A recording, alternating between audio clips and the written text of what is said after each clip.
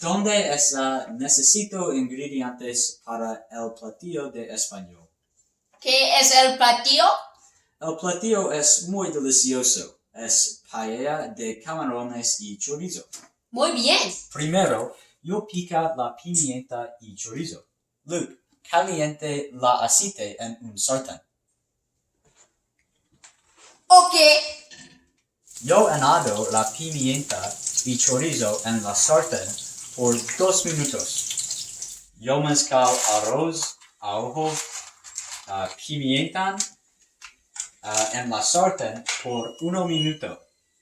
Luke, añada 6 cucharitas y sal, herva por 20 minutos. Ok. Mezclas la mayonesa y el ajo por sabor. Añade agua, sal y pimienta. Añado sal y pimienta a los camarones. Luke, caliente aceite en la sartén y añade camarones por 4 minutos. Sí. Yo mezclo chicharros y sal y pimienta y camarones.